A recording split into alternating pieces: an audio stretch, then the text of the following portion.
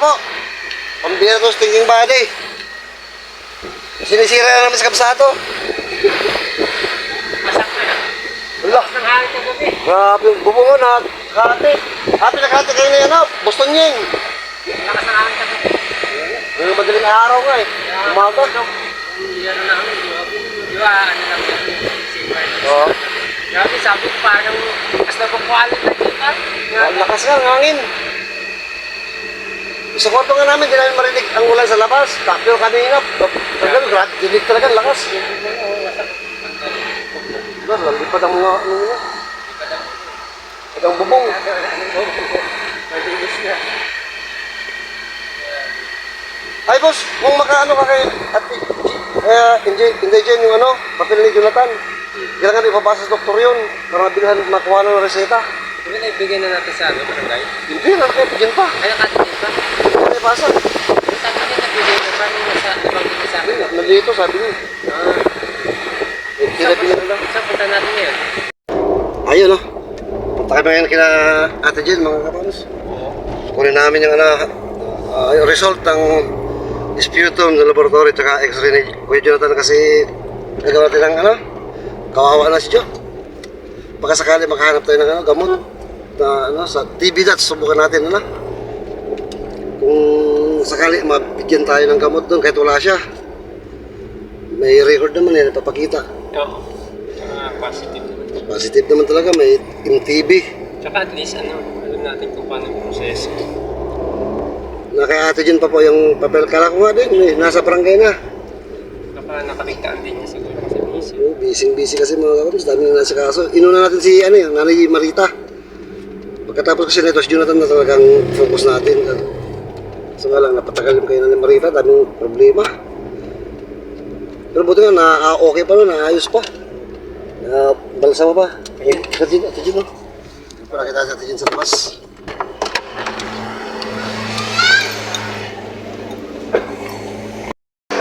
Jen, good morning. Parang yung papel ni Jonathan. Punta namin sa TB Dots. Baka sakali mabigyan ng gamot. Tapos balik na namin sa'yo, ha? Balik na namin sa'yo ulit. Kasi kung hindi si Jonathan maipabasa yung ano niya, halimbawa, ano yung tawag doon, pwede ko ipabasa kay Dr. Bani. Kahit yun lang siguro, basta sa TB Dots lang kami. Okay lang, pogi pa rin.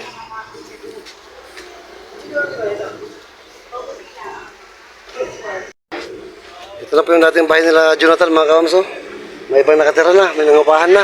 Maganda na. Bagong lipat lang ngayon? Hapon. Ito na yung kay Jonathan. Oo, yan. Kasi pag hindi maipaano kay Jonathan, papasa ko sa doktor para maano ng ano. Pero sinabi ko naman sa'yo, di ba na, kung saan kayo napacheck up doon yun, ipabasa. Para ma-restahan si Jonathan ng gamot. Ang kasi namin, target namin sa TB Dots. Pwede rin, kasi Para makakuha na siya ng inumin kagad. Yun na lang, ha? Tuloy mo na kami. Yeah, thank you. Balik na namin sa'yo, ha? Sige. Kuha na po natin, mga kapams.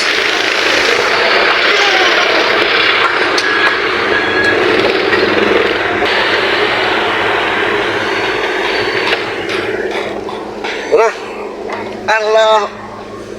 Yeah. Tayo, sanda natin. Okay.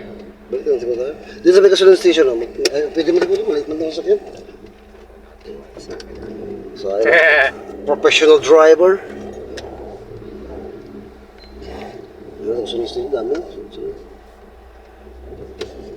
May pala, alam siya Tijan na pwedeng pagbasahan nito. Kaya sabi ko sa TV Dots lang namin pupunta kung sakali ngayon. Para... Kung paano yung proseso. Tsaka libre dun TV Dots. Health Center. Dito. Maluwag.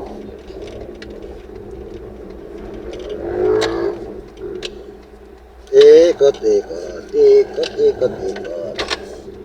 Wala sa akin. Clear. Maliit yan. Hyundai.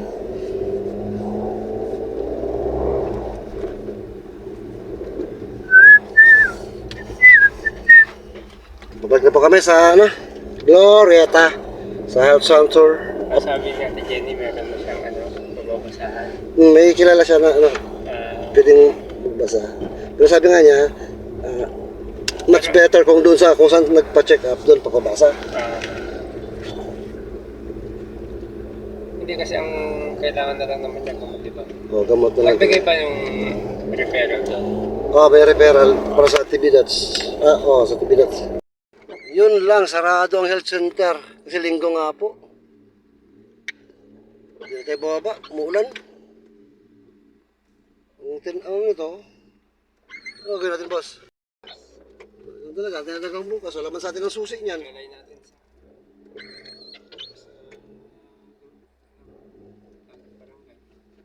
May susi ako yun kasi May susi. hindi mo pwedeng... Baka talaga taking body. Ultimo barangay, may susi ka pala. Joke lang po yun. Huwag seryosohin. Usapang bata. Ulan, lumakas ng ulan. Let's go. Wala pa tayong magawa, mga kapams. Sarado eh. Uwi tayo. Lumakas na. So wala pa tayong payong man lang. Ligo ulan.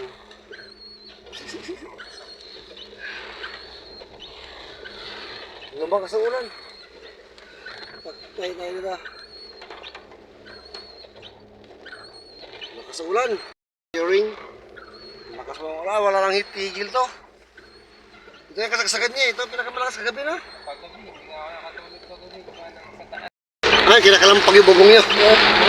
Lakas kagabi. Pag kinakalampag mo, wak! May kumakanon ba? Pero pag ganun yun, talaga pasalo talaga hangin. Pa-slope yung ano. Ibuti kong talagang sa audit yun.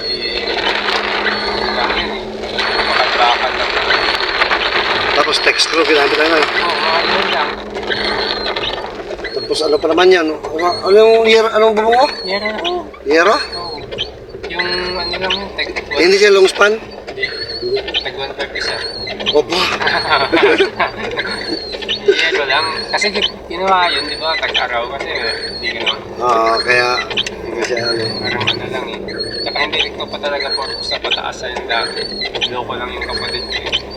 Sabi ko, Binagbag ng binagbag. ayusin na yung bubong, binagbag eh.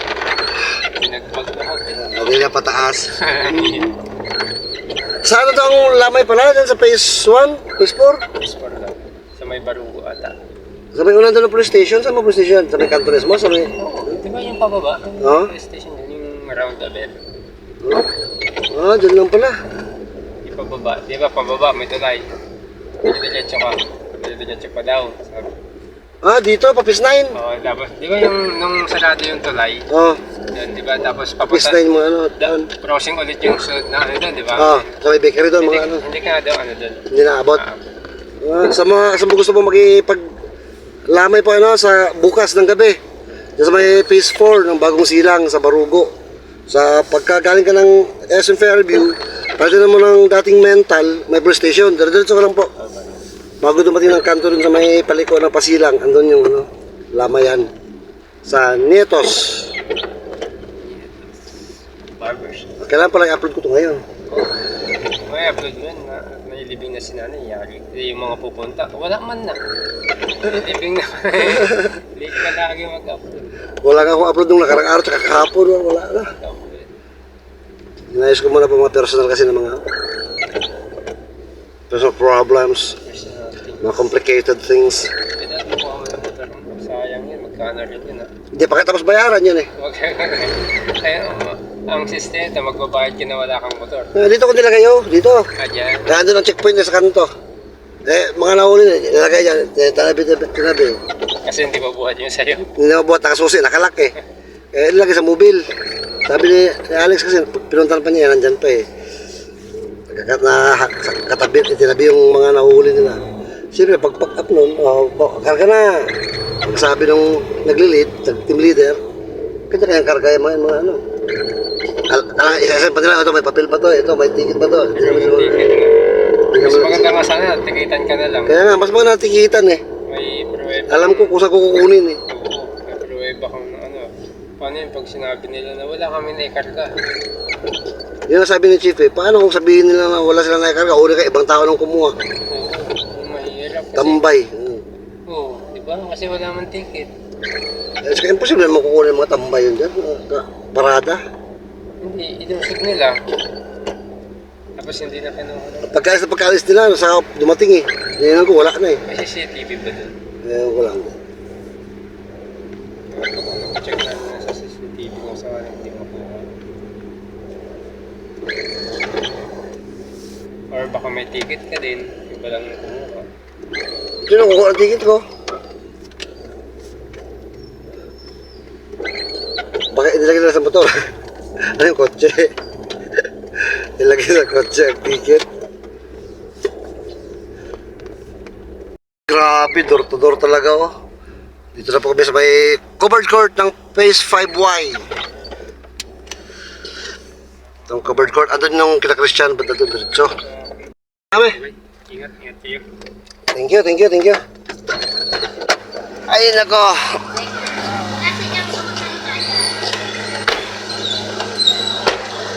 Kasama natin no, kumbira oh. Nakita natin doon kay kapitbahay namin.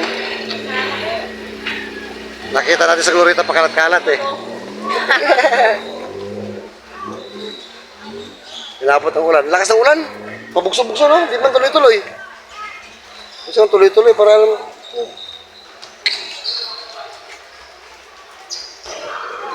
dito na po sa bahay mga kapams. Grabe, buti na lang tumigil-tigil ko ang ulan. Kauwi tayo ito. Buti na lang din at na-plansya na lahat ano. Kay Nanay Marita, kawawa po. Ilang araw din na nasa alanganing sitwasyon na hindi man lang makasikaso kasi mga papeles niya na kailangan iproseso, wala mang ibang ano, gagalaw. Hindi naman po natin maasahan si Jonathan na gagalaw din kasi wala mang ano yun, walang idea o takot maghiharap sa mga tao, di marunong mag-explain, di marunong mag-express ng kanyang gustong sabihin. Tsaka yung pangunawa niya hanggang gano'n lang talaga. Kaya sa pagtutulong-tulong po sa awa ng Diyos, okay na po. May lamay nga po bukas na po, isang lamay yan, isang araw, isang gabi. Sa may Phase 4, sa Barugo po. Sa Nietos, dun sa may lagpas ng police station. Sana po kung may pag-time kayo, makasilip kayo doon sa Nietos. Tapos Martes po ang libing after lunch. Sa tuloy lang po tayo. Kaya Jonathan lang po tayo bukas ngayon pagkatapos ng Nanay Marita, no? Pwede bang araw-araw? Pero sa araw-araw nito lang po yan. Sa Elvin Vlogs Family. Okay po. God bless us all.